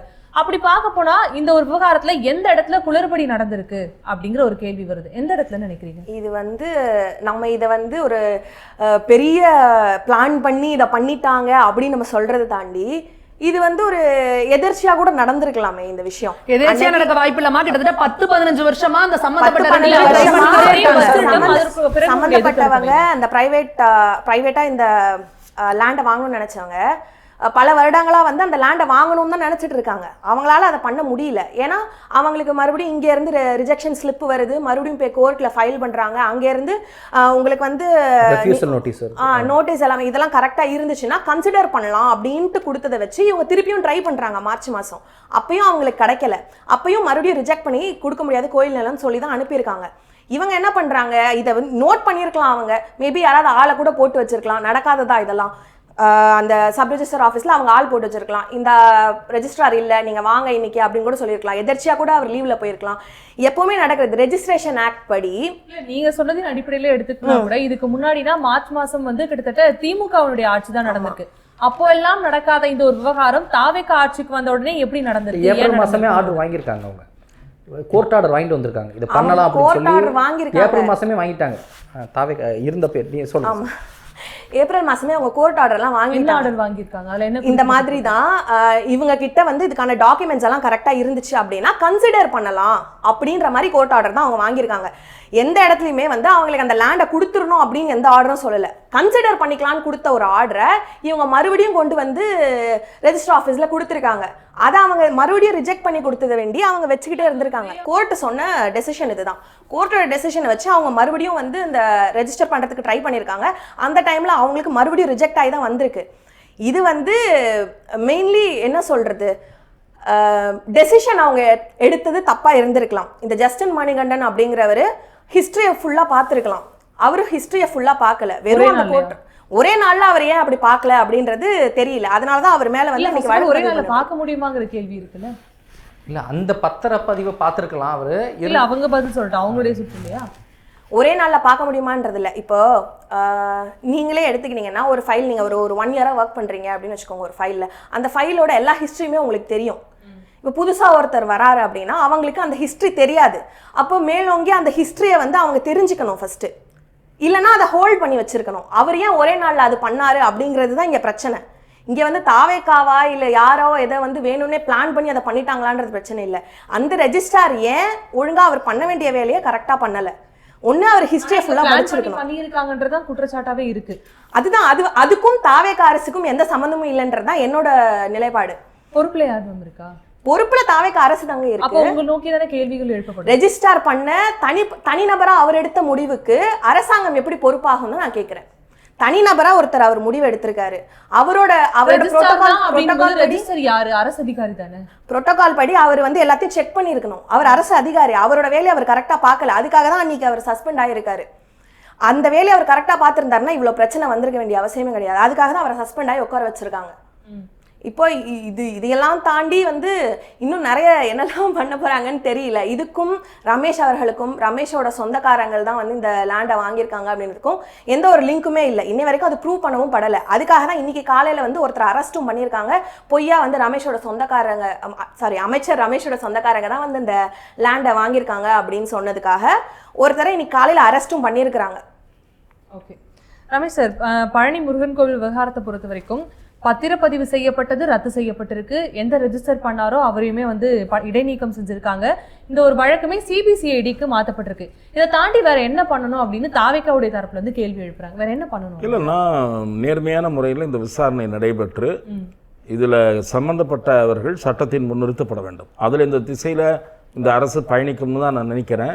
நான் அதில் எந்த சந்தேகமும் எனக்கு எந்த நோக்கமும் இல்லை. அமைச்சர் திரு ரமேஷ் அவர்கள் மீது எந்த விதமான ஆதாரங்களும் இன்றி ஒரு அவதூறு கூறப்படுவதை நான் ஏற்கவில்லை. ஏனென்றால் அவர் இதில் சம்பந்தப்பட்டார் என்பதற்கு ஏதாவது சான்று வேணும். இன்னொன்று சொல்கிறேன், சில அதிகாரிகள் மிக கேர்ஃபுல்லாக என்ன பண்ணுவார்கள் என்றால், ஃபோன் ஏதாவது வந்ததுன்னு வைங்க, பதிவு செய்து கொள்வார்கள். அது பதிவு செய்திருக்கிறீர்களா என்ற கேள்வியெல்லாம் சில விசாரணைகளில் சில அதிகாரிகள் எதிர்கொண்டிருக்கிறார்கள். அதாவது மாண்புமிகு அமைச்சர் அலுவலகத்திலிருந்து தகவல் வரப்பெற்றது அப்படின்னு நோட்டில் என்டார்ஸ் பண்ணுவாங்க. அதுதான் ரொம்ப கேர்ஃபுல் ஒரு வழிமுறை. இதில் வந்து அப்படி இல்லை ஒன்று சொல்கிறேன், அவர் சொல்கிறது ஒரு வேல்யூ பாயிண்ட்டு. இப்போ ஒருத்தவங்க வந்து ரெக்கமெண்டேஷன் கொடுக்குறாங்கன்னு வச்சுக்கோங்க, ஒரு சாதாரண ஒரு நேம் ட்ரான்ஸ்ஃபர், உங்கள் வண்டியோட நேம் ட்ரான்ஸ்ஃபர் ஆகுதுன்னா நான் தான் உங்களுக்கான நேம் ட்ரான்ஸ்ஃபர் பண்ணி கொடுக்குறேன்னா பழனிசாமி கார்த்திகேயன் டிரைவிங் ஸ்கூல் அப்படின்னு சொல்லி நோட் பண்ணுவாங்க. அதே மாதிரி அமைச்சர்னா அமைச்சர் ரெக்கமெண்டேஷன், அமைச்சரோட நேம் எழுதி இல்லை. அது சில அதிகாரிகள் கராராக செயல்பட விரும்புகிறவர்கள் அல்லது நேர்மையாக செயல்பட விரும்புகிறவர்கள் இந்த மாதிரி மாண்புமிகு அமைச்சர் அலுவலகத்தின் வழிகாட்டுதலின்படி அப்படின்னு ஒரு குறிப்பு எழுதி பதிவு பண்ணுவாங்க. இதில் அப்படி எதுவும் இருந்திருக்கான்னு பார்க்கணும். எனக்கு தெரிந்து இணை ஆணையர் மாரிமுத்து அவர்கள் எதிர்ப்பு தெரிவித்திருக்கிறார். ஒரு முறை அல்ல, இருமுறை எதிர்ப்பு தெரிவித்திருக்கிறார் என்று தான் நான் பார்க்கிறேன். மாண்புமிகு அறநிலைத்துறை அமைச்சரை தொடர்பு படுத்தி எந்த ஆதாரமும் வெளிவராத நிலையில் இப்போது நடைபெறுகிற விசாரணை it must be allowed to its logical conclusion. பாஜக வந்து தொடர்ந்து அறநிலையத்துறையை சுட்டிக்காட்டி சொல்றது எப்படி? இல்லை, நீங்கள் பாஜகவினுடைய நிலைப்பாடு, பொதுவான நிலைப்பாட்டையும் இந்த இஷ்யூவும் போட்டு குழப்பிக் கொள்ளாதீர்கள். பாஜகவினுடைய பொதுவான நிலைப்பாடு என்பது இந்து சமய அறநிலையத்துறை அறக்கட்டளைன்றும் இருக்கு அந்த துறையில். அதற்கு எழுதப்பட்ட சொத்துக்கள் பாதுகாக்கப்பட வேண்டும், ஆக்கிரமிப்பாளர்களிலிருந்து மீட்கப்பட வேண்டும். அதற்கு பல காலகட்டங்களிலே முறைகேடுகள் நடந்திருப்பதால் இந்த துறையே ஒரு தனி அமைப்பிடம் விடப்பட வேண்டும் என்கிற கருத்து. இந்த கருத்துக்கு பாராவும் கருத்துக்கள் இருக்கின்றன. எந்த அமைப்பு கிட்ட சொல்றீங்க? இது தனி அமைப்புமா? இதற்குன்னு ஒரு இருங்க, நான் சொல்றேன். ஒரு நீதிபதி, ஓய்வு பெற்ற நீதிபதி, மடாதிபதி, பீடாதிபதி, அதே போல சமயத்தில் ஆழ்ந்த பற்று உள்ளவர்கள், சொற்பொழிவாளர், சமய அறிஞர்கள், இவர்களை கொண்ட வல்லுநர்கள், அதில் புகழ்பெற்ற வழக்கறிஞர்கள் இருக்கலாம், புகழ்பெற்ற ஆடிட்டர்கள் இருக்கலாம். அவர்களை கொண்ட ஒரு வாரியம் அமையுங்க. பண்ண முடியாதுன்றதெல்லாம் இல்லை, சாத்தியமற்றதுன்றது இல்லை. அவங்க என்ன சொல்கிறாங்கன்னா பொலிட்டிக்கல் கிளச்சஸ்லேருந்து வெளியே கொண்டாங்க. பொலிட்டிக்கல் கிளச்சஸில் DMK, AIADMK, for that matter any party இருக்கிறது காரணத்தினால தான் நீங்கள் என்ன பண்ணுறீங்க, கோயில் ஸ்டாஃப் இல்லாதவனுக்கு ஒரு வீடை வாடகை போட்டு கொடுங்க அப்படின்னு ஒரு டிசிக்கு மறைமுக அழுத்தம் கொடுக்குறீங்க. ஓரல் ஃபோன் தான், இதுக்கெல்லாம் ரெக்கார்டே இருக்காது. நல்ல டிசியாக இருந்தால் எழுதி வச்சுருவார்.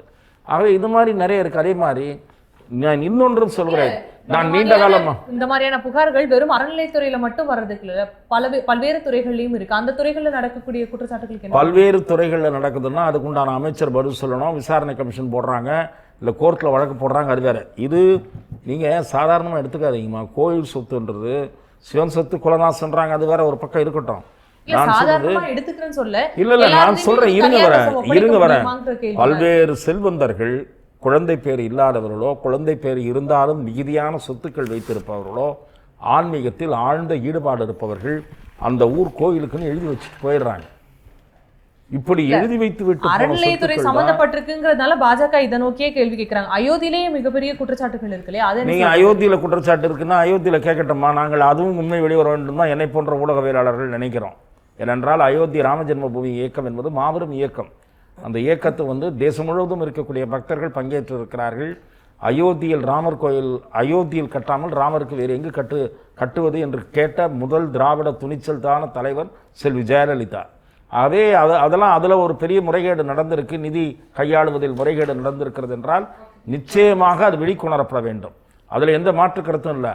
பிஜேபிக்கும் அதில் மாற்று கருத்து இருக்க முடியாது. ஏன்னு கேட்டிங்கன்னா, இன்றைக்கு உத்தரப்பிரதேசத்தினுடைய முதலமைச்சராக இருக்கக்கூடிய Yogi Adityanath popular chief minister அந்த மாநிலத்தில். ஆகவே அவருக்கும் அது ஒரு நெருடலான அம்சமாகத்தான் இருக்கும். அவரும் ஃபேரான என்கொயரிக்கு தான் அதில் முடிவுகள் வர வேண்டும் என்று விரும்புவார். ஆகவே அங்கே நடக்கலையா தாவேக்காவை கேட்கக்கூடாதுன்னு நீங்கள் சொல்வதில் அப்படி கேட்க முடியாது. அதுவும் இன்றைய முதலமைச்சர் இன்னும் மற்ற முதலமைச்சர்களை விட கூடுதல் கேர்ஃபுல்லாக இருக்கணும். ஏனென்றால் அவரே ஒரு சிறுபான்மை சமுதாயத்தைச் சேர்ந்தவர். ஆகவே இந்த கோயில்களுடைய சொத்துக்களை பாதுகாப்பதில் மற்ற முதலமைச்சர்களை விட இவருக்கு கூடுதல் பொறுப்பு இருக்கிறது. கூடுதல் கவனம் தேவை, விழிப்புணர்வு தேவை. ஆகவே அதையும் அவர் உணர்ந்து செயல்பட வேண்டும். இந்த வழக்கு எங்க இருந்து தொடங்குச்சு அது எல்லாத்தையும் விட அமைச்சர் ரமேஷ் எங்க இருந்து இதுல வந்தாரு அப்படிங்கிற ஒரு கேள்வி இருக்கு. யாரெல்லாம் அவர் மேல அவதூறு பரப்புனாங்களோ அவங்க மேல வழக்கு பதிவதற்கான நடவடிக்கையும் இருக்கு. இருந்தாலுமே அமைச்சர் ரமேஷ் மீது குறிவைக்கப்படுகிறதா, குறிவைக்கப்பட்டு திட்டமிட்டே இந்த மாதிரியான பழிகள் போடப்படுதாங்கிற ஒரு கேள்வி இருக்கு. இது தாவேகா அரசின் மீது குறிவைக்கிறார்கள். ஓ, அமைச்சர் மீதான குறியில தாவேகா ஆமா, அமைச்சர்னாலும் தாவேக்கானாலும் எல்லாம் ஒன்று தானே. அவரை வந்து அவதூறு பண்ணால் அவரை வந்து தப்பானவர்னு சொன்னோம்னா தாவேக்கா அரசு தப்புன்னு சொல்லி இப்போ ப்ரொஜெக்ட் பண்ணுறதுக்கு தான் ட்ரை பண்ணுறாங்களே தவிர வேற என்ன. இது மாதிரி நிறைய குற்றச்சாட்டுகள் சொல்லிக்கிட்டே இருக்காங்க. எங்கள் தளபதி வந்து தமிழக முதல்வர் வந்து எப்போதுமே நடவடிக்கை உடனே எடுக்கிறார். இன்றைக்கி கூட தாவேக்கால ஊராட்சி ஒன்றிய தலைவர் தப்பு பண்ணன்னு தெரிஞ்ச உடனே இமிடியேட்டாக அடிப்படை பதவியிலேருந்து கூட நீக்கி அவர் மேலே சட்ட நடவடிக்கை உடனே எடுத்துட்டாங்க. ஊழலில் பொறுத்த வரைக்கும் 0 டாலரன்ஸ் ஃபார் கரப்ஷன், 0 சகிப்புத்தன்மை. எங்களுக்கு வந்து ஊழலில் வந்து இல்லை. ஆனால் என்னன்னா இந்த விஷயம் வெளியே வந்துருச்சு, நடவடிக்கை எடுக்கிறாங்க. வெளியில் வராத எத்தனை விஷயங்கள் இருக்குங்கிற ஒரு கேள்வி அடுத்த கேள்வியாக எழும். அதான் மேடம், இப்போ நடக்கிற விஷயங்களை தான் பார்க்க முடியும். இனிமே இப்போ இது எங்களுக்கு ஒரு பாடம். ஒவ்வொரு தடவையும் எங்களுக்கு கிடைக்கிறதுல ஒரு இன்புட்ஸாக தான் எடுக்கிறோம். இப்போ இதில் இருந்து எத்தனை நாட்கள் தொடர்ந்து இன்புட்ஸ் மட்டுமே எடுக்க இல்லை மேடம், இதுக்கு முன்னாடி எல்லாத்தையும் பார்த்துட்டு இருக்கோம். பழைய ஃபைல்ஸ்லாம் பார்த்துக்கிட்டே தான் இருக்கிறோம். இது மாறி அதிமுகவிலிருந்து வந்தவர்களுடைய ஃபைல்ஸையும் சேர்த்து பார்க்குறீங்களா? இருங்க, நான் முடிச்சுட்டு வந்துடுறேண்ணா. இன்னைக்கு இந்த டாபிக் முடிச்சுட்டு வரேண்ணா. இல்லை அதில் ஊழல் இருக்குது. அதுக்கு சட்ட நடவடிக்கை பார்த்துக்கிட்டு இருக்காங்க. சிபிஐ வழக்கில் இருக்குது, அவங்களாம் பார்த்துக்கிட்டு இருக்காங்க. எல்லாருமே அதை சட்ட நடவடிக்கை எடுத்துக்கிட்டு இருக்காங்க. சட்டம் எதை சொல்லுதோ அதை தான் தாவேக்கா செய்யும். சட்டத்தின்படி தான் தாவேக்கா இயங்கும். சட்டத்தை விட தாவேக்காவில் மேலானவர்கள் யாரும் இல்லை என்பதற்கு இன்னைக்கு இங்க தாவேக்கா தலைமை செய்திருக்கிற ஒரு காரியமே குதிரை பேரம் பண்றது சட்டப்படி இல்ல. குதிரை பேரம் நாங்க பண்ணணும்னு சொல்லி ஏதாச்சும் ஒரு அமமுகவோட எம்எல்ஏ இன்னைக்கு எங்க இருக்காரு? பனையூர் பங்களாக்குள்ள முகத்தை மூடிட்டு ஒருத்தர் வந்தாரு. அவர் யாரு? இருங்க சொல்லிட்டு இப்ப வரைக்கும் நீங்க சொல்லலையே, உங்க சிசிடிவி ஃபுட்டேஜ் வெளிய இல்லாம திமுக வந்து குதிரை பேரம் செஞ்சாங்க அப்படின்றதுக்கு வீடியோ ஆதாரங்களோட எல்லாமே எவிடன்ஸா இதாகி கேஸ்ல இருக்குது. நாங்க தாவேக்கா காரங்க குதிரை பேரம் பண்ணோம்னு சொல்லி வைகோ பேசினாருங்களேங்க. வைகோ சொன்னாரு. அதுக்கு பேசும்போது குதிரை பேரம்ங்கிற சொல் வரும்பொழுதே பாஜகவையும் அதுல தொடர்புபடுத்தியில பேசுறாங்க. பாஜக எப்படி தொடர்புபடுத்துவீங்க? வைகோ அவர்கள் தெளிவுபட சொல்றாரு. பாஜக மாதிரி தான் அது வந்து எங்கயாவது நீங்க ப்ரூவ் பண்ணுங்க. அஞ்சலா, மறுப்பு செய்தி I beg to differ with you. When we are raising certain issues against the present government at here, தாவேகா தொடர்பான குற்றச்சாட்டை முன்வைக்கும் போது வேறு ஒரு மாநிலத்தில் பாஜக பண்ணவில்லையா என்று கேட்பதை வினோதமான வாதம். அதற்கு அவர் பதில் சொல்லட்டும். ஆனால் அப்படி நீங்கள் அதை உதாரணமாக எடுத்துக்கொள்வதாக இருந்தாலும், வாதத்திற்காக அதை எடுத்துக்கொண்டாலும் கூட நீங்கள் என்ன சொல்லி வந்தீர்கள்? ஒரு ஊழல் சக்தி, ஒரு தீய சக்தி, இதுக்கு நடுவில் நாங்கள் தூய சக்தி எடுத்துக்கிட்டே இருக்கமே. தூய சக்தி என்ன பண்றீங்கன்னா,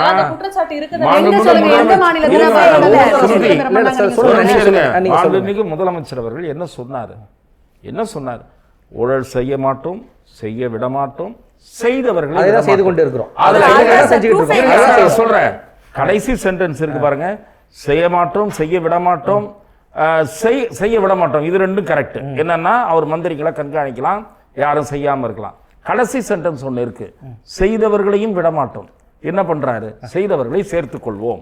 அவ்வளவுதான், சிம்பிள். மக்கள் செய்தவர்களை விட மாட்டோம். என்ன செய்வாரு? கரூர் எம்ஆர் விஜயபாஸ்கர் வருவாரு, அவரை வரவேற்று சால்வை அணிவிப்பாரு. அவர் பதிலுக்கு இவருக்கு போடுவாரு. டாக்டர் விஜயபாஸ்கர் வருவாரு, அவருக்கு இவர் ஒரு சால்வை போடுவாரு. மக்கள் நல பணிக்காக தேடி வரவங்களுக்கு சால்வை.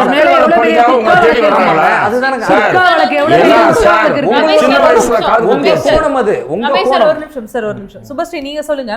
சம்பந்தப்பட்ட 1.4 ஏக்கர்ல தான் கோயிலுக்கு வரக்கூடிய பக்தர்கள் வந்து அவங்களுடைய வாகனங்களை நிறுத்துறதுக்காக ஒதுக்கப்பட்டிருக்கு. அத பார்க்கிங் ஸ்பேஸா கோயிலுக்கு யூஸ் பண்ணிட்டு இருந்தாங்க. இப்போ தனியார் வந்து இந்த நிலத்தை வாங்கிட்டாங்கன்னு சொல்றப்பதான் அது 9 நாள்ல திருப்பி மீட்டு கொடுத்துருக்காங்க கோயிலுக்கு. இதுல வந்து தனியாருக்கு கொடுத்துருவோம்னு யாருமே எங்கேயும் சொல்லவும் இல்லை. தனியாருக்கு அது போயிடுச்சு அப்படின்றதுக்கும் எந்த ஒரு ஆவணமும் இல்லை. ஓகே. ஆனா இந்த வழக்கை பொறுத்த வரைக்கும் எடப்பாடியார் என்ன சொல்லியிருக்காரு அப்படின்னா, மாநில அரசினுடைய கட்டுப்பாட்டில் இருக்கக்கூடிய சிபிசிஐடிக்கு இந்த வழக்கை கொடுக்க வேண்டாம், சிபிஐக்கு மாத்தணும் அப்படின்னு சொல்லியிருக்காரு. என்ன நினைக்கிறீங்க நீங்க? அது அவர் அப்படி நினைக்கிறாரு. ஆனா வந்து சிபிசிஐடி பண்றதே அதையும் எல்லாமே இன்வெஸ்டிகேஷன் தானேங்க. இன்வெஸ்டிகேஷன் எங்க நடந்தா என்ன, நமக்கு தேவை உண்மை வெளியே வரணும். ஆனா ஆக்சுவலா சிபிசிஐடி அப்படிங்கிறது வந்து இங்க தமிழ்நாட்டிலேயே இருக்கிற அதிகாரிகள் தான் அதை விசாரிப்பாங்க. அப்ப இங்க இருக்கிறவங்க இன்ஃப்ளூயன்ஸ் பண்ணுவாங்க. அதே நீங்க சிபிஐக்கு கொடுத்தீங்கன்னா அவங்க அங்கேருந்து வருவாங்க. ஸோ அவங்கள நீங்க அவ்வளவு சீக்கிரம் இன்ஃப்ளூயன்ஸ் பண்ண முடியாது. தமிழ்நாட்டுல இருக்க போலீஸ்க்கு அங்க இருந்து ஒருத்தவங்க வந்து இன்வெஸ்டிகேட் பண்றதுல என்ன லாஜிக்னு எனக்கு சிபிஐ அதுக்கு தாமா வர்றது. சிபிஐக்கு கோவில பத்தி யாருக்கும் தெரிய தேவையில்லை. ஏன் இந்த டேட்ல இந்த நான் எப்படி இவங்க லீவ்ல போனாங்க, அது எப்படி இந்த லீவ்ல போனப்ப இவங்க கரெக்டா வந்தாங்க, அது எப்படி நீங்க என்னைக்காவது ஒரு 50 லட்சம் 60 லட்சத்துக்கு வந்து ஒரு லேண்டை நம்ம ஒரு இடத்துல பண்ணணும் அப்படின்னாலே அதுக்கு இன்னைக்கு இன்று போய் நாளை வா இன்று போய் நாளை வான்னு இந்த ரிஜிஸ்டர் ஆபீஸ்ல என்ன அலைச்சல் அலைய விடுவாங்க. ஒரே நாள்ல முடிஞ்சிருது. அதுதான் நான் சொல்றேன். மேம் சொன்னதுக்கும் அதே தான் நான் சொல்றேன். தமிழ்நாட்டுல ஒரு பிரச்சனை நடந்திருக்குங்க. தமிழ்நாட்டுல இருக்கிற ஒரு கோயில்ல ஒரு பிரச்சனை நடந்திருக்கு. சிபிசிஐடி விசாரிக்கும் போது அவங்களுக்கு எல்லா நிலமும் தெரியும். அவங்க பேசி அவங்க பண்ண போறாங்க. இதுக்கு எதுக்கு நான் சென்ட்ரல்ல இருந்து ஒருத்தரை கூட்டிட்டு வந்து மொழியும் தெரியாம எதுவுமே தெரியாம அவரை கூட்டிட்டு வந்து இங்க வந்து நான் ஏன் தமிழ்நாட்டு கோயிலுக்கு அப்படியே போன முறை விஜய் அவர்கள் வந்து ஏதாவது பிரச்சனை நடந்தா சிபிஐக்கு நாங்க சொல்லல, சுப்ரீம் கோர்ட் சொல்லுச்சு. சுப்ரீம் கோர்ட் ரீடைரக்ட் பண்ணுச்சு, நாங்க சொல்லல. அதாவது சிபிசிஐடி விசாரணைக்கு பிறகு அதுல உண்மைத்தன்மை வந்து உங்களுக்கு வந்து வெளிப்படைத்தன்மையாக இல்லை என்று கருதினால் அப்போது வந்து நீங்க சிபிஐக்கு போகணும்னு சொல்லி கேட்டாங்க அவங்க. நாங்க கேட்கல.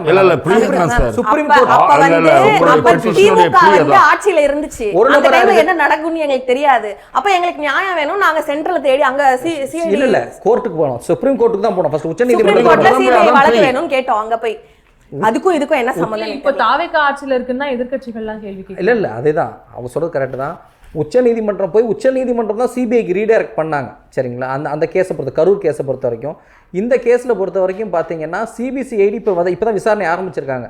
அந்த விசாரணை முடியும் பட்சத்தில் அதில் வெளிப்படைத்தன்மை இல்லை உண்மைத்தன்மை இல்லைன்னு எதிர்க்கட்சிகள் ஃபீல் பண்ணுச்சுன்னா அப்போ வேணால் சிபிஐ நீங்கள் கேட்குறது ஒரு நியாயம். இப்போ ஒரு தன்மை இருக்குல்ல, சிவில் கேஸுக்கும் கிரிமினல். இப்போ ஆம்ஸ்ட்ராங் அண்ணன் வழக்கு பார்த்தீங்கன்னா ஒரு கிரிமினல் கேஸ் அது நடந்துகிட்டு இருந்துச்சு. அதில் வந்து தமிழ்நாடு வந்து ஏற்கனவே சிபிஐ வழக்கு வைக்கக்கூடாதுன்னு சொல்லி திமுக அரசாங்கம் வந்து மேல்முறையீடு செஞ்சுருந்தாங்க. இப்போ தாவேகா அரசாங்கம் வந்து என்ன பண்ணிட்டோம், அந்த மேல்முறையீடை கேன்சல் பண்ணி வாங்கிட்டு நீங்கள் வந்து சிபிஐ வச்சு ப்ரொசீட் பண்ணுங்கன்னு சொல்லி நாங்கள் சொல்லிட்டோம். ஒரு கிரிமினல் கேஸ் ரொம்ப நாளாக கண்டுபிடிக்க முடியாமல் இருக்குது. அது ஒரு பெரிய தலைவர் வந்து ஆம்ஸ்ட்ராங்கிட்ட ஒரு மிகப்பெரிய தலைவர் அவரோட மரணத்துக்காக. மேம் நீங்க சொல்லுங்க. அமைச்சர் ரமேஷும் சரி அவர் கூட பேசின லோகேஷ் அவர்களும் சரி செய்தியாளர்கள் சந்திக்கும் பொழுது அது ஒரு முறையான விளக்கமாவே தெரியல அப்படிங்கிற ஒரு கருத்து வந்து உலா வர தொடங்கியிருக்கு. இவர் பேசும்போது இவர் குறுக்கிடுவதும் இவர் பேசும்போது இவர் குறுக்கிடுவதும் ஒரு செய்தியாளர் சந்திப்புல முறையான விளக்கங்கள் எதுவுமே வரல அப்படிங்கிற ஒரு பார்வை முன்வைக்கப்படுது. என்ன நினைக்கிறீங்க? ரமேஷ் அவர்கள் தான் தப்பு பண்ணாரு, இல்லை அவரோட சொந்தக்காரங்க தான் பண்ணாங்க அப்படின்லாம் நாங்கள் சொல்லலை. நாங்கள் சொல்கிறது என்னன்னா, நீங்களே ஒத்துக்கிட்டீங்க நாங்கள் புதுசாக இருக்கோம், எங்களுக்கு தெரியல, எங்களுக்கு டைம் கொடுங்க அப்படின்னு சொல்லிட்டு. அப்போ நீங்கள் என்ன பண்ணணும்னா, யாரெல்லாம் உங்ககிட்ட இருக்கிற ரெக்கார்டில் நீங்கள் ஈஸியாக இப்போ பண்ணக்கூடிய வேலை என்னன்னா, யாரெல்லாம் இங்கே இருக்க அதிகாரிகளில் நேர்மையான அதிகாரிகள் அப்படிங்கிறத நீங்கள் இது பண்ணணும். நீங்கள் யாருமே இங்கே சிஎம் ஆகட்டும் எல்லா துறை அமைச்சர்களாகட்டும் வந்தோன்னா அவங்கவுங்க யாரும் ஆட்சி பண்ணுறது கிடையாது. இங்கே அவங்க எல்லாத்தையுமே டைரக்ட் பண்ணுறது, சஜஷன்ஸ் கொடுக்கறது, முக்கியமான முடிவுகள் எடுக்கிறது, பாலிசி மேக்கிங் இதெல்லாமே பண்ணுறவங்க அதிகாரிகள். அப்போது நீங்கள் அந்த அதிகாரிகள் சரியானவர்களை போட்டுட்டீங்கன்னா இங்கே எல்லாமே ஒழுங்காக நடக்கும். இதுக்கு முன்னாடியே நீங்கள் தாவேக்கால இருந்தப்போ எதில் இருந்தப்போ திமுக ஆட்சி நடந்தப்போ அருண் ஐபிஎஸ் அவர்களை பற்றி என்னென்னலாம் சொன்னீங்க?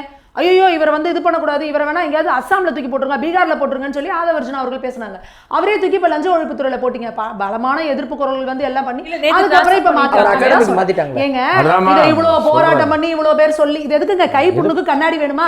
என் கையில் ஒரு புண்ணு இருக்கு, நான் இப்படிலாம் பார்க்க மாட்டேன், ஒரு கண்ணாடியை எடுத்து நீ எனக்கு காமிச்சாதான் பார்ப்பேன். நீங்க தானே சொன்னீங்க கொளத்தூர்ல கொண்டாந்து 2 பஸ்ஸை குறுக்க நிறுத்திட்டாரு, இங்கேயும் வந்து உயிர் பலி ஆகணும்னு நினைக்கிறாருன்னு. அப்படி திமுகவுக்கு எல்லாமே சாதகமாக செய்யக்கூடிய ஒருத்தரை நீங்க லஞ்ச ஒழிப்புத்துறையில போட்டீங்கன்னா நாளைக்கு எப்பப்பெல்லாம் என்கொயரி போதோ தகவல் கொடுத்துட மாட்டாரா? இப்போ அப்படித்தானே தகவல் கசியுது. எங்கெங்கெல்லாம் யார் யார் வீட்டுக்கு ரைடு போகுதோ முன்கூட்டி தகவல் போயிருச்சுன்னு. இதை இவ்வளோ சிம்பிளா நம்மளால இங்க ஒரு ஸ்டூடியோல உட்காந்து பேச முடியுதுன்னா ஒரு சிஎம் உட்காந்துருக்கவருக்கு இது தெரியணுமா இல்லையா? அவருக்கு தோழமை கட்சிகள் நிர்பந்தம்லாம் இருக்கு. அப்ப யார் யார் அப்ப நீங்க யார் யாரை போடணும்? அதே போல இப்ப குமரகுருபரன் அவர்கள் வந்து இங்க நீங்க வந்து இந்து சமய அறநிலையத்துறைக்கு வந்து அவரை டைரக்டரா போடாதீங்கன்னு பல வந்து இந்த டெம்பிள் ஆக்டிவிஸ்ட்லாம் வந்து குரல் எழுப்புனாங்க. ஒரு இடத்துல ஒரு பிரச்சனைன்னு சஜஸ்ட் பண்றாங்கன்னா அது என்னன்னு நீங்க லிசன் பண்ணணும். எக்ஸ் ரெஜிஸ்டர் ஆபீஸ்ல ஒர்க் இணையானரா இருந்திருக்காரு. அந்த அனுபவம் நாங்க திரும்ப சொல்றோம், ஒருத்தங்களை நீங்க போடுறீங்கன்னா நீங்க ஆட்சி மாறுது அப்படின்னா அவங்க மேல வந்து ஏதோ ஒரு அலிகேஷன், அது பொய்யோ உண்மையோ சும்மா நெருப்பு இல்லாம புகையாது. ஒருத்தங்க மேல அலிகேஷன் வருதுன்னா அதை என்னன்னு தரவா செக் பண்ணிட்டு நகர்த்தணும். திருமதி சுமதி மேகவர்ணம் அவர்கள் சொல்றதுல நான் ஒரு பாயிண்ட் ஆட் பண்ண விரும்புறேன். சின்ஸ் நான் எம் கவரிங் அசம்பிளியோ செக்ரட்டேரியட்டோ ரொம்ப நீண்ட நாளமாக கவர் பண்ணிட்டு இருக்கிறதுனால சொல்கிறேன். நார்மலாக எனி கவர்மெண்ட்டு ஒரு ஹானஸ்ட்டு முக்கியமான இடங்களில் ஒரு சென்சிட்டிவான டிபார்ட்மெண்ட்ஸில் அப்பழுக்கற்ற ஹைலி எஃபிஷியன்ட் அண்ட் அதே நேரத்தில் நான் கரப்ட் அஃபீஷியல்ஸ் அவங்கள தான் போஸ்டிங்கில் போடுவாங்க. மிக முக்கியமாக என்னென்னா கீ போஸ்டிங்ஸில் நேர்மையான அதிகாரிகள் இருக்க வேண்டும் என்று பல முதலமைச்சர்கள், சில முதலமைச்சர்கள் அதில் கண்ணும் கருத்துமாக இருந்திருக்கிறார்கள்.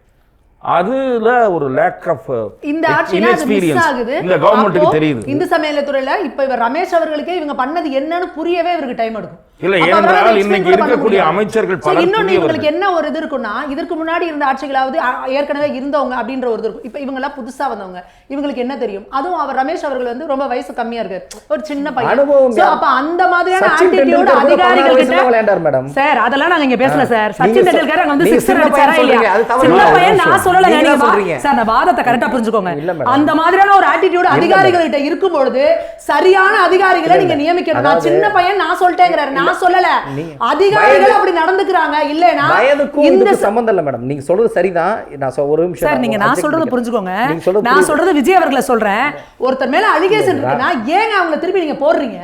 அப்ப நீங்க திருப்பி இப்ப இவ்வளவு பிரச்சனையை சுத்தி சொல்லி இவ்வளவு வந்ததுக்கு அப்புறம் திருப்பி இப்ப அவரை மாத்திட்டு திராவிட முன்னேற்ற கழக ஆட்சியில அனுபவம் செய்யப்பட்ட திராவிட முன்னேற்ற கழக ஆட்சி ஒரு தப்பான ஆட்டிடியூட் கடைபிடிச்சாங்க.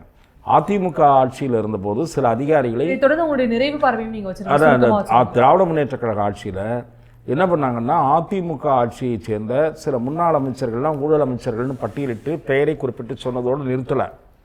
சில ஐஏஎஸ் அதிகாரிகள் பெயரை குறிப்பிட்டு அவ்வாறு வந்து பப்ளிக் ஃபோரமில் சொல்கிறது வந்து சரியல்ல. பப்ளிக் ஃபோரமில் சொல்லக்கூடாது. அவங்க மேலே நீங்கள் பொறுப்புக்கு வந்த பிறகு ஃபைலில் தவறான விஷயங்கள் இருந்தால் மந்திரி அதிகாரி 2 பேர் மேலேயும் நடவடிக்கை எடுக்கலாம். 96 கலைஞர் கருணாநிதி அவர்கள் எடுத்தார். செல்வி ஜெயலலிதா ஆட்சியில் 1-2 முன்னாள் அமைச்சர்கள் மேலே, அதிமுக அமைச்சர்கள் மேலே நடவடிக்கை எடுத்த போது அந்த அதிகாரிகளின் பெயர்களை நான் குறிப்பிட விரும்பவில்லை. அவர்கள் மேலும் வழக்கு பதிவு செய்யப்பட்டார்கள். 1-2 ஐஏஎஸ் அதிகாரிகள் கைது செய்யப்பட்டார்கள், சிறை தண்டனைக்கு ஆட்பட்டார்கள். அந்த மாதிரி திரு மு.க. ஸ்டாலின் என்ன பண்ணார், அதிமுக ஆட்சி காலத்தில் சில ஐஏஎஸ் அதிகாரிகள் பெயரை பொது வழியில் சொன்னார். ஆனால் பவருக்கு வந்த உடனே என்ன பண்ணார், அதே அதிகாரிகள் they came to the key positions. எப்படின்னா இன்னர் சர்க்கிளை பிடிக்கிறாங்க, வந்து உட்காந்துடுறாங்க. அந்த தவறை இந்த அரசு செய்யக்கூடாது. ஆனால் அப்படி 1-2 அதிகாரிகள் சந்தேகமாக, அதாவது நிழலான நடவடிக்கைகளோடு தொடர்பு படுத்தி கருதப்பட்டவர்கள், they should not be allowed to settle down in key position. இப்போ கொடுத்துருக்காங்க. அதற்கு காரணம் என்னன்னா inexperience not only for the chief minister, with due respect to chief minister நான் சொல்கிறேன். சாய்குமார் நேர்மையான தலைமைச் செயலாளர், ஒரு நல்ல அதிகாரி, அவருக்கு ஒரு 6 மாதம் எக்ஸ்டென்ஷன் கிடைச்சிருக்கு. ககன்தீப் சிங் பேடி, டாக்டர் ராதாகிருஷ்ணன் மாதிரி சில நேர்மையான அதிகாரிகள்லாம் இருக்காங்க. நான் அதையெல்லாம் பட்டியல் போட்டு சில பேர்லாம் நேர்மை இல்லைன்னு அர்த்தம் இல்லை. யார் யாரெல்லாம் கடந்த கால வகித்த பொசிஷனில் குற்றச்சாட்டுகளுக்கு ஆட்பட்டார்களோ அவர்களை எல்லாம் சென்சிட்டிவான துறைகளில் நியமிக்கக்கூடாது என்பதுதான் நான் இந்த சமயத்தில் இந்த வாரத்தில் தொடர்புபடுத்தி கூறக்கூடிய கருத்து. சுபஸ்ரீ, இப்போ என்னன்னா தொடர்ந்து இன்எக்ஸ்பீரியன்ஸ் உள்ள ஆட்கள் இருக்கிறதுனால தான் இது போன்ற பிரச்சனைகள் நடக்குது அப்படிங்கிற ஒரு குற்றச்சாட்டை பல்வேறு தரப்பினர் வைக்கிறாங்க. உங்களுடைய நிறைவு பார்வையை அது நீங்கள் சொல்லுங்கள், இதுக்கான பதில். எக்ஸ்பீரியன்ஸ் கம்ஸ் வித் இயர்ஸில் தான் எக்ஸ்பீரியன்ஸ் வரப்போகுது. எல்லாருமே புது அமைச்சர்கள் தான், புது எம்எல்ஏஸ் தான் எல்லாருக்குமே இங்கே தெரியும். மக்கள் தேர்ந்தெடுக்கிறாங்க. இவங்களுக்கு எக்ஸ்பீரியன்ஸ் எப்போ கிடைக்கும்? கொஞ்சம் அவங்க அந்த துறை சார்ந்து அவங்க நிறைய ஒர்க் பண்ணுறப்போ போக போக அவங்க கற்றுப்பாங்க. ஆனாலும் இப்பயும் நிறைய துறையில் வந்து எஃபிஷியண்ட்டாக தான் ஒர்க் பண்ணிகிட்டு இருக்காங்க. இப்போ இந்து சமய அறநிலையத்துறையிலையும் எஃபிஷியண்ட்டாக தான் ஒர்க் நடந்துக்கிட்டு இருக்கு. நான் இன்னைக்கு இவங்க அந்த கரூர் இஷ்யூ கூட சொன்னாங்க. அந்த வெண்ணமலை இஷ்யூலாம் வந்து அது ரேட்வாரி பட்டா, அது வந்து 1963-60s அந்த டைம்லேயே கொடுத்தது. அந்த பட்டாக்கு தான் இப்போ வந்து அவங்க பிளாக்கை தான் எடுத்திருக்கிறாங்க. அந்த மாதிரி எஃபிஷியண்ட்டாக நிறைய ஒர்க்ஸ் பண்ணுறாங்க. இப்போ 9 நாளில் வந்து பிரைவேட் ஆர்கனைசேஷன் வந்து இந்த பழனியோட இந்த லேண்டை வந்து எடுத்ததை 9 நாள் திருப்பி மீட்டு கொடுத்துருக்காங்க. அமைச்சர் ரமேஷ் அன்னைக்கு வந்து இன்டர்வியூல சொல்றாரு. அதுதான் இன்டர்வியூல சொல்லியிருக்காரு, சேலஞ்ச் பண்ணாரு. எல்லா கோயிலுக்கு சொந்தமான எல்லா நிலங்களையும் மறுபடியும் கோயிலுக்கே நாங்கள் எடுத்துட்டு வந்து கொடுப்போம் சேலஞ்ச் பண்ணாரு. அதே மாதிரி தான் நல்லா வாதாடி அதை திருப்பி எடுத்துட்டு வந்து வச்சிருக்காங்க. நீங்க உங்களுடைய நிறைவு பார்வை முன்வைக்கலாம் சுருக்கமா. நாங்கள் நிறைவு பார்வை என்ன சொல்கிறோம் அப்படின்னா, உங்களுக்கு எக்ஸ்பீரியன்ஸ் இல்லை, அதை நீங்களே ஒத்துருக்கீங்க. ஆனால் சார் சொன்ன மாதிரி சென்சிட்டிவான டிபார்ட்மெண்ட்ஸில் ரொம்ப கரெக்டான அஃபீஷியல்ஸை நீங்கள் போடுறது தான் நீங்கள் மக்கள் உங்களை நம்பி ஓட்டு போட்டதுக்கு நீங்கள் இது பண்ணக்கூடிய விஷயமா இருக்கும். ஏன்னா இங்கே என்ன நடக்குது இது எல்லாத்தையும் நீங்கள் வந்து ஒரு 6 months டைம் கொடுத்தா கூட 6 monthsல நீங்கள் வந்து தெரிஞ்சுக்க முடியாது. ஏன்னா இது பெரிய வாஸ்ட் ஏரியா. அப்படி இருக்கும்பொழுது நேர்மையான அதிகாரிகளை சரியான இடத்துல போடணும். அப்போ ஒரு ஆக்டிவிஸ்ட் வந்து டெம்பிள் ஆக்டிவிஸ்ட் இருக்காங்கன்னா அவங்களுக்கு எந்த பர்சனல் மோட்டவும் கிடையாது. அவங்களோட ஒரே எய்ம் வந்து கோவிலோட சொத்துக்கள் கோவிலுக்கே போகணும், கோவிலில் இருக்கிற நிலங்கள் ஆல்ரெடி ஆக்கிரமிக்கப்பட்ட நிலங்கள் மீட்கப்படணுங்கிறதுக்காக சொல்கிறாங்க. ஸோ அப்போ சிஎம் அவர்கள் வந்து இந்த மாதிரியான வாய்ஸை வந்து கன்சிடர் பண்ணிட்டு யாராவது ஒரு அதிகாரிகள் மேல வந்து இந்த மாதிரியான இஷ்யூஸ் வருது, அலிகேஷன்ஸ் வருதுன்னா இமிடியேட்டா அவங்களை ரிமூவ் பண்ணிட்டு சரியான ஆட்களை போடணும். ஒன்ஸ் அவங்க மேல இருக்க அலிகேஷன்ஸ்லாம் எதுவும் கிடையாது அப்படின்னு நிரூபிச்சா மட்டும்தான் அவங்களை கரெக்டான இடத்துல கொண்டு வரணும். அதுதான் இந்த பிரச்சனைகள்லாம் தீர்றதுக்கான ஒரு சரியான வழியா இருக்கும். சார், இவ்வளோ பெரிய ஒரு பத்திரப்பதிவு நடந்திருக்கு அப்படின்னா கண்டிப்பாக அதற்கு பின்னாடி யாரோ ஒரு மிகப்பெரிய பவர் சென்டர் இருப்பாங்க. முதலமைச்சரே உங்கள் ஆட்சியில் நீங்கள் தான் ஒரு பவர் சென்டர்னு சொன்னீங்க. இப்போ இந்த இஷ்யூக்கு பின்னாடி இருக்கக்கூடிய முக்கியமான பவர் சென்டர் யாரு அப்படின்னு சொல்லி எடப்பாடியார் அவர்கள் பவர் சென்டர் இல்லை மேடம், யாரோ ஒரு உங்களுடைய நிறைவு பார்வை நிறைவு பார்வை சொல்லிடுறேன். ஒரு அந்த நிலத்தின் மேலே தப்பான முறையில் பத்திரம் பதிவுன்னு நினைக்கிற ஒரு நபர், அவருக்கு மேலே யாரோ ஒரு பெரிய, நிச்சயமா அது சாமானியர் கிடையாது, அவங்களுக்கு பின்னாடி யாரோ ஒரு பெரிய தலை இருக்காங்க. இல்லைன்னா இவ்வளோ விஷயங்கள் இங்கே இன்ஃப்ளூயன்ஸ் பண்ண முடியாது. அது யாருன்னு வெளிய கொண்டு வரணும். 15 வருஷமா இருக்காங்கல, அப்பல இருந்து கொண்டு வரணும், வெளியில கொண்டு வரணும். விசாரணை நடந்துகிட்டு இருக்கு, வந்துரும். அனுபவம்ன்றது வந்து டே டு டே லைஃப்ல யார் வேணாலும் லேர்ன் பண்ணிடலாம் மேடம். இப்போ நான் ஒரு நாள் நினச்சா ஆங்கர் ஆக முடியும், நீங்கள் ஒரு நாள் நினச்சா இங்கே டிபேட்டில் இங்கே வந்து உட்கார முடியும். அது யார் வேணாலும் பண்ணலாம், அனுபவத்தில் வந்துடும். ஆனால் நேர்மையாக இருக்கணும், உண்மையாக இருக்கணுன்றது வந்து பார்த்தீங்கன்னா அது ஒரு சிலர் மட்டும்தான் வரும். அது எங்கள் தமிழ்நாடு மாண்புமிகு முதல்வர் விஜய் அண்ணன் மட்டும்தான். ஏன்னா நீங்கள் 70 ஆண்டு காலம் இருந்த ஊழல் அரசாங்கத்தை, ஊழல் புறையோடி ஓடி போனதை இன்றைக்கி வந்து எல்லாத்தையும் எப்படி க்ளீன் பண்ணிகிட்டு இருக்காரு பாருங்க. நீங்கள் இன்றைக்கி கவர்மெண்ட் ஆஃபீஸ் போனீங்கன்னா ஈஸியாக பயப்படுறாங்க. போனவொன்னே வாங்க டீ சாப்பிட்றீங்களா, உட்காருங்களா, வேலையை முடிச்சு அனுப்புகிறாங்க. ₹1 லஞ்சம் வழக்கொட்டி சொல்லிடுறாங்க. யார் தப்பு செஞ்சுருந்தாலும், ஈவன் அவரே தப்பு செஞ்சிருந்தா கூட என்னை கூட கைது பண்ண அதிகாரம் IAS IPS அதிகாரிகளுக்கு உண்டுன்னு சொல்லியிருக்காரு ஒரு வாரத்துக்கு முன்னாடி. இன்றைக்கி தவறு செய்தவர்கள் அமைச்சராக இருந்தாலும் எந்த தயவுதாட்சனும், எவ்வளோ நெருக்கமானவர்களாக இருந்தாலும் எந்த தயவுதாட்சனும் கிடையாது, சட்டப்படி நடவடிக்கை எடுக்கப்படும்ன்றார். நீங்கள் இன்றைக்கி பார்க்குற எல்லா செயல்பாடுகளுமே அது எல்லாத்தையும் உணர்த்துறதா இருக்குது. ஸோ எங்கள் தளபதி தங்க தளபதி தமிழ்நாடு முதல்வர் அவர்கள் எப்போதுமே சட்டத்தின்படியும் மக்களின் நலன்படியும் தான் இயங்குவார். அனைவருக்குமே நன்றி. பிஹைண்ட் உட்ஸ் வழங்கும் ஃபேஸ் ஆஃப் வாதமடைக்கு பங்கேற்று உங்கள் கருத்துக்களை முன்வைத்ததுக்கு நன்றி. பிஹைண்ட் உட்ஸின் face off the digital debate show title sponsor பழைய தங்கத்திற்கு நல்ல விலை கொடுக்கும் சிறந்த நிறுவனம் Best Money Gold. Grand Royal Tours, உங்க ஒவ்வொரு ட்ரிப்பையும் ஸ்வீட் மெமரிஸ் ஆக்க கிராண்ட் ராயல் டூர்ஸ்க்கு வாங்க. Power by Rajmahal Silks Madurai. தொட்டு தொடரும் ஒரு பட்டு பாரம்பரியம் Rajmahal Silks Madurai. Best Money Gold Jewelry Grand Royal Tours presents Behind Woods Face of the Digital Debate Show. Powered by Raj Mahal Silks Madurai.